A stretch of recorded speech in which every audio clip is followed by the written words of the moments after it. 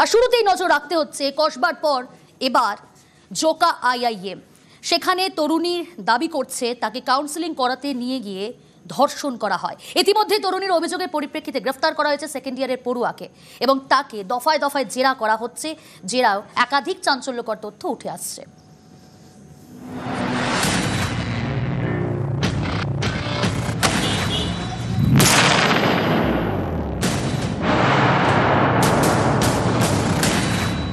কসবা ল কলেজে গণধর্ষণের অভিযোগ ঘিরে শোরগোল। তারপর এবার Indian Institute of Management Calcutta বা জোকা আইআইএমে ধর্ষণের অভিযোগ। প্রথম সারির এই শিক্ষা প্রতিষ্ঠানের ভেতরে ছেলেদের হস্টেলে উঠেছে ধর্ষণের অভিযোগ। পুলিশের জালে আইআইএম ক্যালকাটার এমবিএ এর সেকেন্ড ইয়ারের ছাত্র পরমানন্দ টোপ্পানোয়ার। অভিযুক্ত কর্ণাটকের বাসিন্দা। জোকায় Indian Institute of Management Calcutta ক্যাম্পাসের ভেতরে লেক ভিউ হস্টেল। এখানে দুটি ব্লকে আলাদাভাবে ছেলে এবং মেয়েদের থাকার ব্যবস্থা। অভিযোগকারী তরুণীর দাবি, সোশ্যাল মিডিয়ায় পরমানন্দ টোপ্পানোয়ারের সঙ্গে পরিচয়। শুক্রবার কাউন্সেলিংয়ের জন্য তাকে হস্টেলে ডাকে অভিযুক্ত। অভিযোগকারী তরুণীর দাবি, শুক্রবার তখন বেলা 11:15। অভিযুক্তের কাউন্সেলিং করতে ক্যাম্পাসে যান তিনি। তাকে হস্টেলে নিয়ে যান অভিযুক্ত। হস্টেলে দুপুরের খাবার এবং জল দেওয়া হয় তরুণীকে। তরুণীর দাবি, খাবার খেয়ে অচৈতন্য হয়ে পড়েন তিনি। অচৈতন্য অবস্থাতেই তাকে ধর্ষণ করা হয় বলে অভিযোগ। অভিযোগকারী তরুণীর দাবি, বয়েজ হস্টেলের বিছানায় তাঁর জ্ঞান ফেরে। তরুণীর আরও অভিযোগ, অভিযুক্ত পরমানন্দ টোপ্পানোয়ার হস্টেলে ঢোকার সময় ভিজিটার্স বুকে তাকে সই করতে দেয়নি।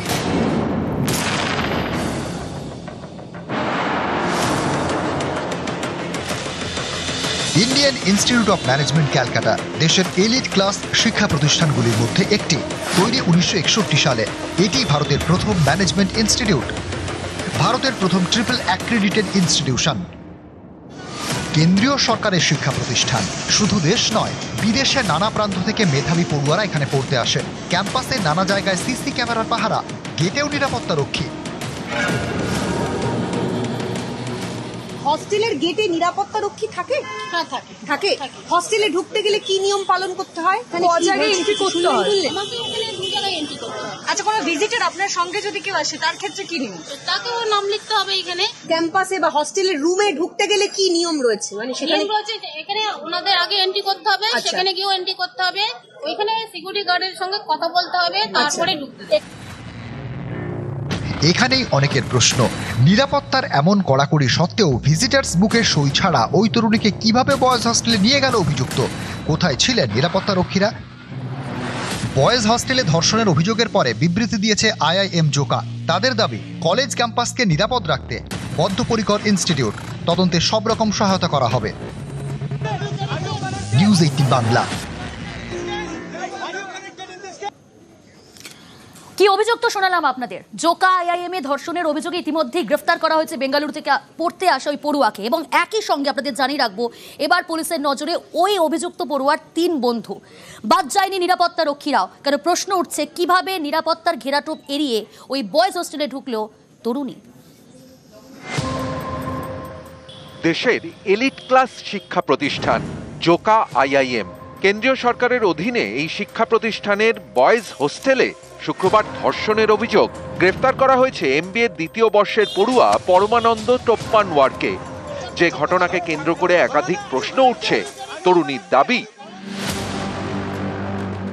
ক্যাম্পাসে ঢোকার সময় পরমানন্দ তাকে ভিজিটার্স বুকে সই করতে বারণ করেন।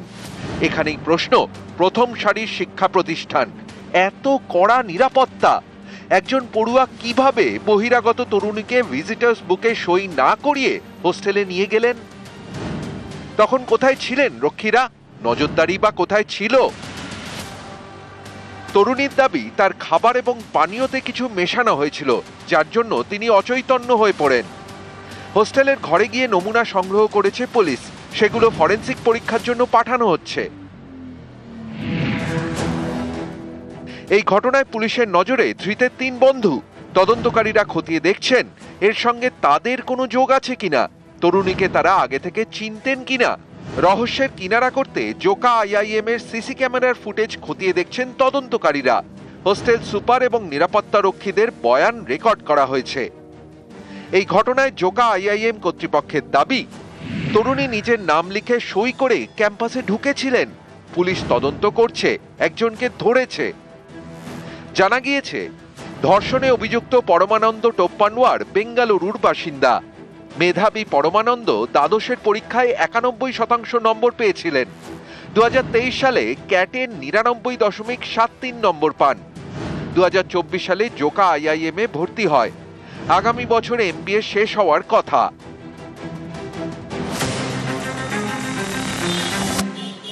ধৃত পরমানন্দর বিরুদ্ধে 64 নম্বর ধারায় ধর্ষণ, 76 নম্বর ধারায় বলপূর্বক মহিলাকে হেনস্থা, 115(2) মারধর, 123 নম্বর ধারায় অপরাধের উদ্দেশ্যে মাদক বা বিষ প্রয়োগ, 127(2) ধারায় জোর করে আটকে রাখার মামলা রুজু করেছে পুলিশ। 19 জুলাই পর্যন্ত পুলিশ হেফাজতে ধৃত পড়ুয়া। রেস্ট্রিক্টেড জায়গা, সেখানে এন্ট্রি করতে গেলে বিভিন্ন জায়গায় তার নিজের পরিচয়পত্র দিয়ে এবং কার কাছে দেখা করতে যাচ্ছে রেজিস্ট্রি করে তারপরে তাকে এন্ট্রি করা হয়। পুলিশ যে ফরওয়ার্ডিংটা আজকে পাঠিয়েছিল মহামান্য আদালতে, the incident was happen on 11:45 to 20:35 পর্যন্ত। ইনফরমেশন রিসিভ দেখা যাচ্ছে যখন গিয়ে মেয়েটি কমপ্লেন দিচ্ছে তখনও টাইম 8:35 বাজে। ঘটনাটা যেরকম ভাবে অ্যালিগেশনে দিয়েছে আমার মনে হয় ঘটনাটার মধ্যে কোনো ফিসি ব্যাপার আছে। ইনফ্লুয়েন্স ছিল, সেই জন্য মহিলা ওখানে পৌঁছেছিলেন। পুলিশ কাস্টাডি আমার দরকার, ওয়েরিং অ্যাপারেন্স গুলো সিজ করার ব্যাপার আছে একটা। প্লেস অফ অকারেন্সের লোকেশনটা ফিক্স করা, লাভের পর 7 দিনের পুলিশ কাস্টাডি গ্রান্ট করি। নিউজ 18 বাংলা।